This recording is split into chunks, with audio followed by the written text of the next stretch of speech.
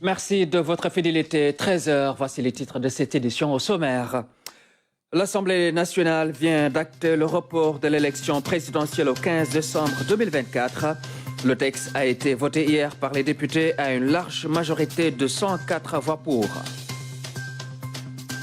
Préparation active des Jeux olympiques de la jeunesse Dakar 2026. On est à 1000 jours du démarrage des activités. Des milliers de randonneurs s'étaient donné rendez-vous hier au monument de la Renaissance africaine. Et puis les demi-finales de la Coupe d'Afrique des Nations CAN 2023 en Côte d'Ivoire débutent demain. La Côte d'Ivoire, pays organisateur, va croiser la RDC à 20h. Un match crucial pour aller en finale. Les supporters ivoiriens sont confiants et optimistes pour un troisième sacre. Accès universel à l'électricité, 7 villages de la région de Kaolack connectés au réseau de la Sénélec.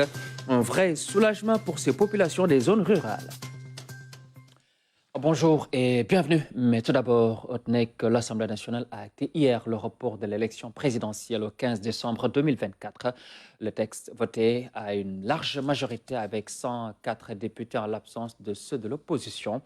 L'amendement introduit par le député Demba Diopsi a repoussé l'échéance au 15 décembre au lieu du 25 août initialement proposé par les députés du PDS. Rappelons que le changement du calendrier électoral fait suite à la mise en place d'une commission d'enquête parlementaire dont l'objectif est d'effectuer des éclaircissements sur le processus électoral avec la validation des candidatures antérieures. Toutes les dispositions sont prises pour une bonne organisation de la 144e édition de l'appel de Seydina Limamou Laye, assurance donnée par le ministre de l'Intérieur. Maître Sidiki Kaba a présidé hier après-midi la réunion nationale préparatoire avec le comité d'organisation. Le compte-rendu de Mamadou Sakine. L'autorité s'est engagée à veiller à la sécurité des citoyens entre Djamalaye, Ngor et Yoff. Elle a aussi rassuré quant à l'approvisionnement correct en eau potable ainsi que la mise hors délestage des sites concernés par l'appel. Toutes les dispositions ont été prises sur les instructions du président de la République, Macky Sall, pour que cette cérémonie se passe dans les meilleures conditions. Le CRD qui a été organisé par le gouverneur et le commandement a montré à travers l'exposé du gouverneur que les différents services ont pris leurs dispositions. Ils ont eu à réunir les moyens nécessaires pour que la cérémonie se passe de façon optimale. Ces engagements rassurent le comité d'organisation de la 144e édition. Toutefois, il a soulevé quelques points d'inquiétude. Nous sommes actuellement rassurés face aux engagements qui ont été pris par les différents services concernés au sortir de la réunion nationale qui a été présidée par le ministre de l'Intérieur. Il faut juste signaler quelques problèmes avec l'ONAS. Et on le rappelle depuis des années par rapport à l'insuffisance des camions de vidange, par rapport à des zones aussi sensibles que Yoff et Cambérène, et également Ngor. Pour sa part, le représentant du Khalife général de Layène a salué l'assistance de l'État à la famille de Seydina Limamou Laye.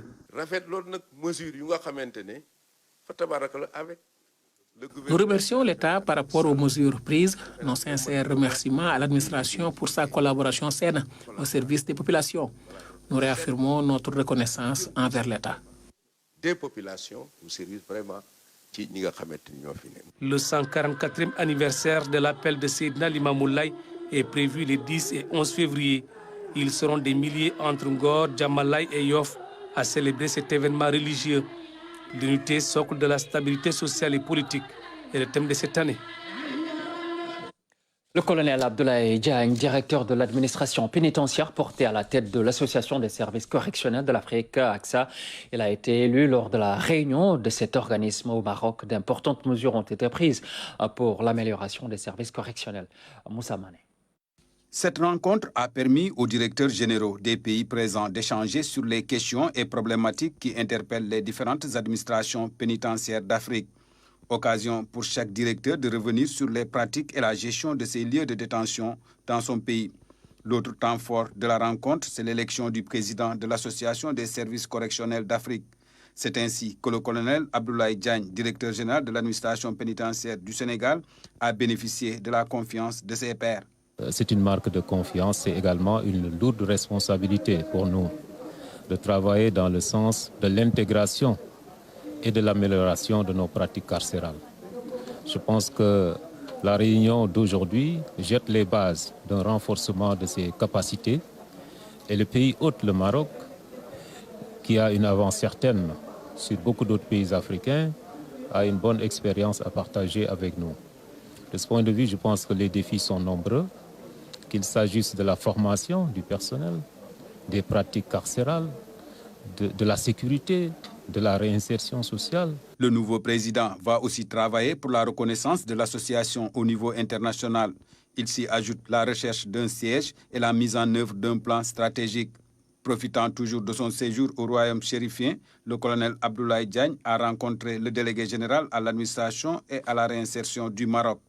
Rencontre durant laquelle un protocole de coopération dans le domaine pénitentiaire a été signé. J'ai le grand bonheur de visiter le Sénégal il y a quelques mois et j'ai vu de mes propres yeux à quel point, au-delà de l'hospitalité bien évidemment et au-delà du cadre général de ce beau pays, j'ai vu le développement qui est réalisé au Sénégal.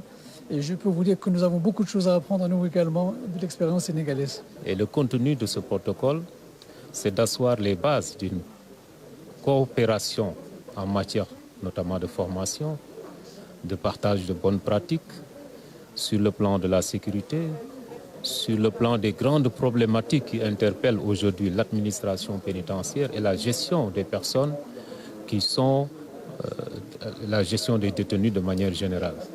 De ce point de vue, je pense que le Maroc a une bonne expérience et nous avons signé donc cette convention pour nous aider mutuellement et en tout cas améliorer nos pratiques pénitentiaires. Ce protocole de coopération vise aussi d'autres aspects comme la formation des cadres des administrations pénitentiaires des deux pays. Il y a aussi l'échange d'expériences en matière de sécurité des établissements, la réinsertion, entre autres.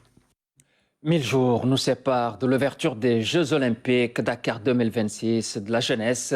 Des milliers de randonneurs s'étaient donné rendez-vous hier dans un lieu emblématique de la capitale, en l'occurrence le monument de la Renaissance africaine. Ils ont marché sur 7 km afin de sensibiliser sur ce grand événement sportif qui est prévu à partir du 31 octobre 2026. Mansour Dian et Philomène Constance Diagne. Ce dimanche matin, il y avait foule au monument de la Renaissance. À 1000 jours des Jeux Olympiques de la jeunesse 2026, une randonnée pédestre a regroupé plusieurs habitants de la ville de Dakar. Elle vise à marquer le compte à rebours d'un événement inédit en Afrique. Ce jour, c'est d'abord un moment de communication, un moment d'information de l'opinion, pas seulement sénégalaise ni africaine, c'est le monde entier. À travers tous nos réseaux sociaux, nous sommes en train de célébrer ce jour. Et nous avons pensé le faire de façon assez typique aujourd'hui à travers cette randonnée pédestre qui nous a mobilisés dans les principales artères de Dakar. Le processus de préparation des Jeux continue.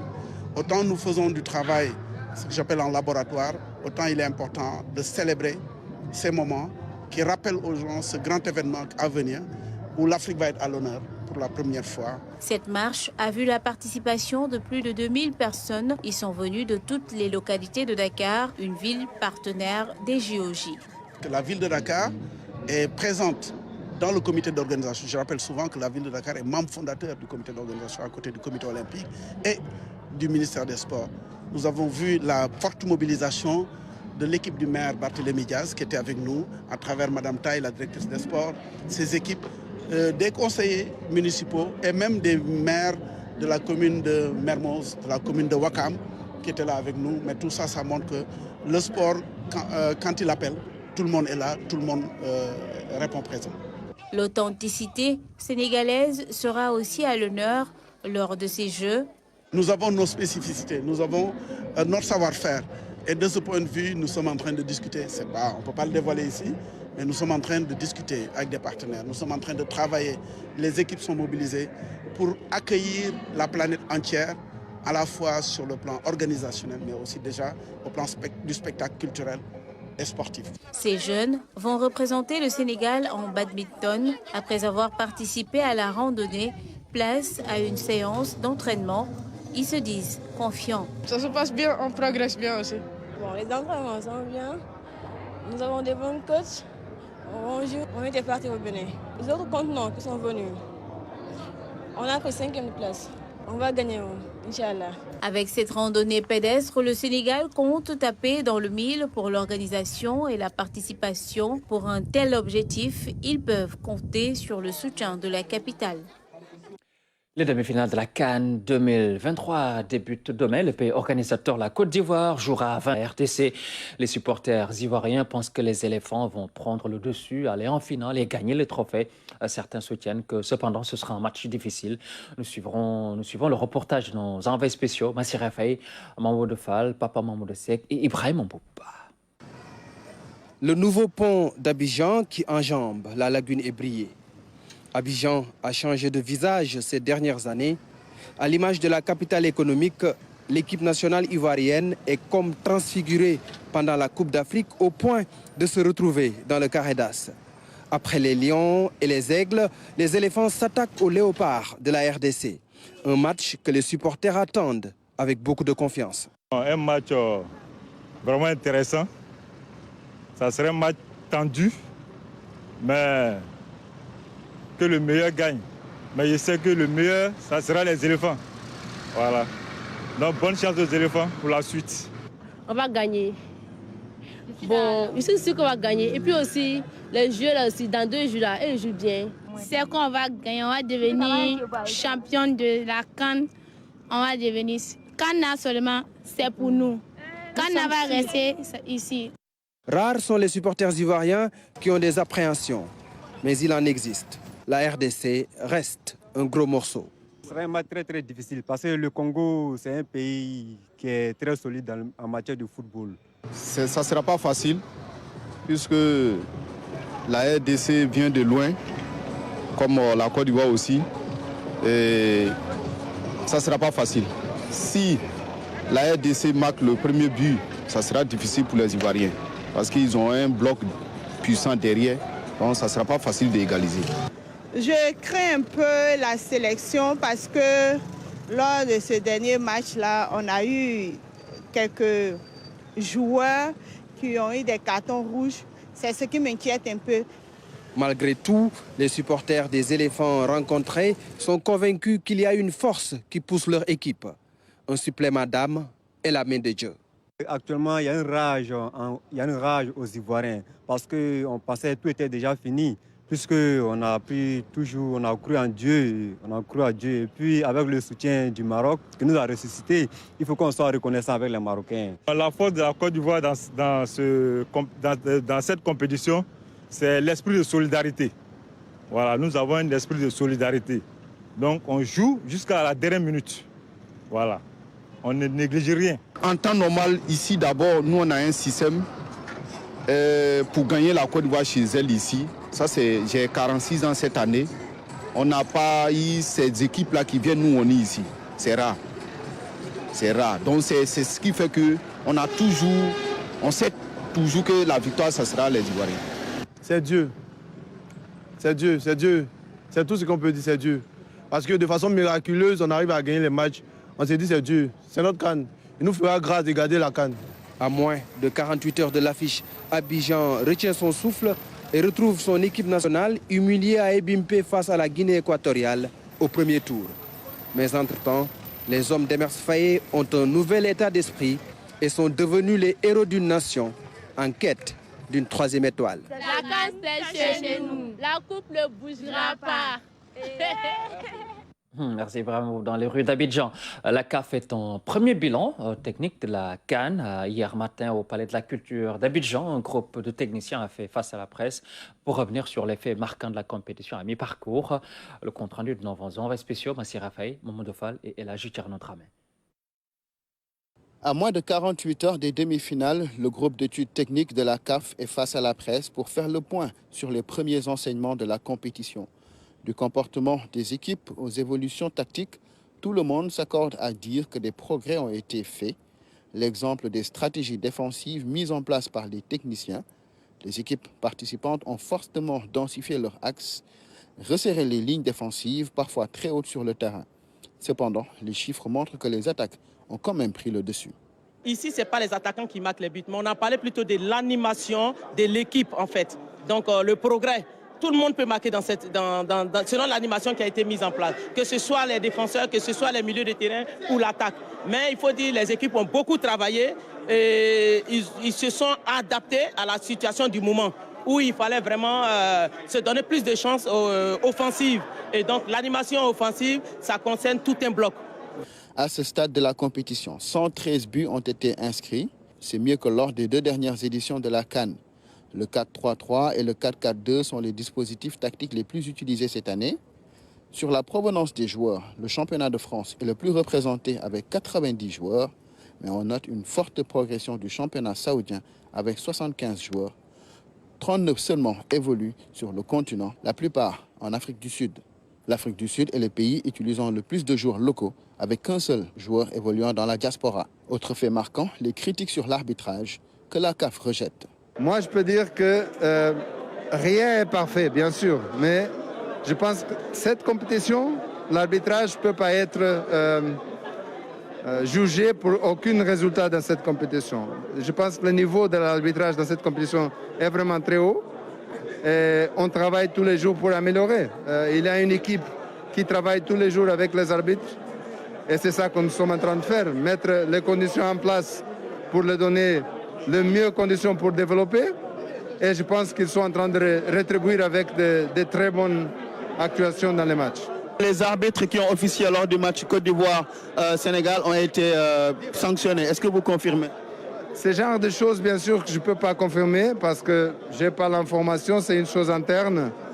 Mais ce que je peux dire, c'est qu'il y a une commission d'arbitrage, il y a un département d'arbitrage et il y a un management de la CAF qui est ici pour faire le mieux, pour garantir que toutes les conditions et l'arbitrage sera toujours à très haut niveau. Le groupe d'études a salué les progrès notés donc dans cette compétition. Une des raisons est la bonne qualité des infrastructures mises en place par la Côte d'Ivoire. L'autre raison, les progrès effectués par les pays dits petits. La conséquence est que les 8 quarts de finalistes de l'édition précédente sont tous out. Le management des effectifs aussi est un facteur important dans la réussite des équipes du dernier carré. À titre d'exemple, le Mali éliminé a fait 26 changements, la Côte d'Ivoire 25, la RDC 21, là où des pays comme le Maroc et le Sénégal ont respectivement fait 19 et 18 changements. Voilà donc la CAF qui fait le bilan à mi-parcours de la Coupe d'Afrique des Nations CAN 2023. Dans un instant, nous en venons à la partie consacrée aux régions.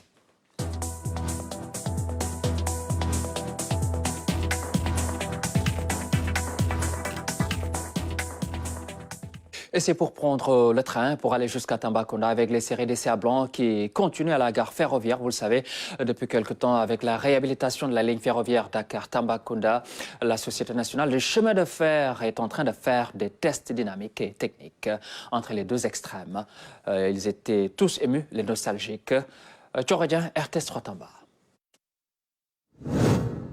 À la gare ferroviaire de Tambacounda, l'heure est au dernier réglage, avant une reprise effective du fret. Après le passage de la boueuse, appelé train d'entretien, ce train vient de rallier Tambacounda, toujours dans le cadre des essais à blanc. Avec une locomotive et 14 conteneurs, voitures qui sont là pour permettre encore de continuer ces essais à blanc. Nous allons continuer sur une semaine à 10 jours ces essais afin de commencer à démarrer l'activité commerciale qui, je l'espère, pourra se faire d'ici une quinzaine de jours. Les nostalgiques du train n'ont pas pu résister au sifflement du train. Ils ont été nombreux à avoir effectué le déplacement à la gare. Je suis émue et la fierté de voir la locomotive arriver à la gare de Tamba. Mon papa est cheminot, il travaille ici à la gare à la grande vitesse. Aujourd'hui, si j'entends le train siffler, vraiment, je suis émue. Ça m'a fait plaisir. Ce qui me fait encore plaisir, c'est que les femmes vont reprendre leur activité sur le plan économique. Parce qu'avant, toutes les femmes vendaient ici à la gare des glaces, du fondé, qu'on les Bambara appellent monikalama, du tchèp, il y avait tout. L'hôtel de la gare aussi était là, était occupé par les gens. Donc, je pense qu'avec ce terminal à conteneurs, la vie économique de Tamba va redémarrer. Et aujourd'hui, l'État du Sénégal, qui avait promis de réhabiliter les chemins de fer, l'a réalisé aujourd'hui. Donc nous sommes très très, très satisfait. En voyant ces enfants-là qui sont sortis depuis l'entrée de la ville jusqu'à la gare, vraiment c'est un motif de satisfaction. Le redémarrage des activités ferroviaires va redynamiser les transactions commerciales à l'intérieur du pays et même dans la sous-région. Ça facilite aussi vraiment la circulation des biens et des personnes. Parce que les bagages qui venaient de Dakar, alors que le process est devenu ici une réalité au niveau de Tamba. Donc, c'est une grande fierté pour nous et c'est un apport économique pour le développement aussi du pays. Ça crée aussi l'emploi des jeunes.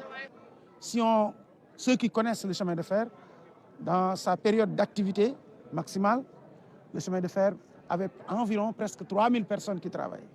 Nous, notre ambition est d'aller beaucoup plus loin. Nous voulons créer également, dans le cadre de la stratégie nationale de développement des chemins de fer, d'autres axes. Tambacounda, Kédougou, Kédougou sur la Falémé pour faciliter l'accès du fer, mais également continuer sur l'axe jusqu'à Sémé-Sémé pour le phosphate. Le chemin de fer constitue non seulement le poumon de notre économie, mais pourvoyeur d'emplois, créatrice de ressources, mais également d'espoir pour le Sénégal. La deuxième phase du projet va concerner la réhabilitation de la ligne ferroviaire Tambacounda-Kidira, mais également la modernisation du chemin de fer. Le ministre des collectivités territoriales, du développement et de l'aménagement des territoires a rencontré les maires des 60 collectivités enrôlées dans le programme de développement économique de la Casamance. Ils ont fait le point sur l'état d'avancement des activités. Mariama Bangoura. Mis en place depuis plus d'1 an, le programme de développement économique de la Casamance a connu un retard dans la mise en œuvre de ses activités. Une rencontre est organisée par le ministre des collectivités territoriales, de l'aménagement et du développement avec les acteurs et les maires des communes bénéficiaires. L'objectif est de trouver ensemble les causes de ces lenteurs et de tirer des résolutions. Nous pensons que les infrastructures qui doivent être développées dans les 3 régions, qui peuvent lutter contre la pauvreté, et aussi des activités non seulement pour favoriser la consolidation de la paix en Casamance, mais aussi pour lutter contre le phénomène des changements climatiques. Il y a un faible taux d'exécution des activités, un faible taux de décaissement. Et nos partenaires accordent une importance capitale à cet aspect du problème. Toutefois, les collectivités territoriales bénéficiaires ont pris les devants sur l'exécution des plans de budget.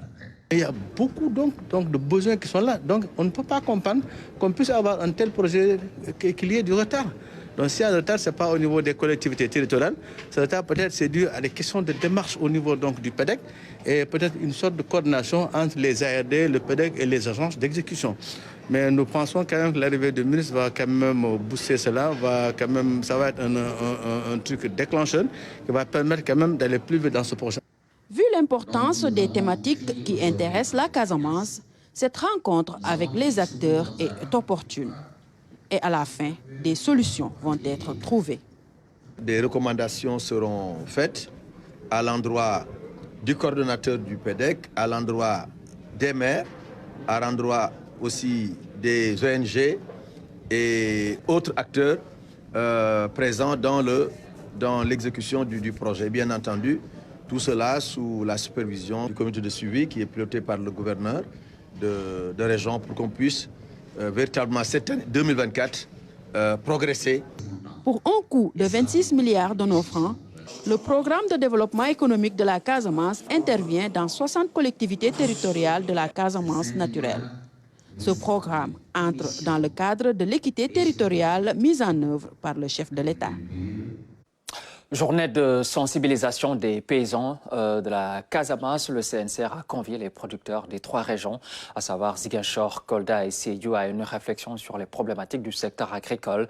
Cette journée coïncide avec les 30 ans du CNCR. Abdoulaye Sinkaré. Les paysans de la Casamance se mobilisent. Producteurs et productrices de Kolda, Sédhiou et Ziguinchor plaident pour un mieux-être. Ceux qui passent par des préalables comme la bonne gouvernance foncière. Si vous voyez aujourd'hui les productrices qui sont là, c'est la majeure partie, c'est des femmes qui sont dans les blocs maraîchers, c'est des femmes qui sont dans les jardins, c'est des femmes qui sont partout, c'est des femmes qui amènent les produits des hommes pour les vendre au marché. Donc moi je pense qu'elles sont au cœur du développement. On doit prendre en compte ces femmes, les donner le foncier pour qu'elles travaillent. Il y a aussi l'accès au financement qui a toujours été difficile pour les paysans. Nous avons pensé que c'est important de mettre un mécanisme qui permet aux producteurs, après un certain âge, de pouvoir se prendre en charge. Donc voilà des messages forts que nous avons à envoyer auprès de l'État. Si nous prenons le cas du financement, le financement, on a négocié, il est à 7,5%, mais nous voulons ramener ce financement à 5% aujourd'hui. Parce que c'est un moyen extrêmement, ça permet aux producteurs vraiment de disposer d'équipements pour pouvoir booster la production. Notre objectif global, c'est de contribuer très fortement à l'autosuffisance alimentaire dans ce pays-là. Le Conseil national de concertation des ruraux se bat pour une revalorisation des productions familiales, ce au service de la souveraineté alimentaire. La révision de certaines dispositions de la loi agro-silvopastorale est aussi l'une des doléances.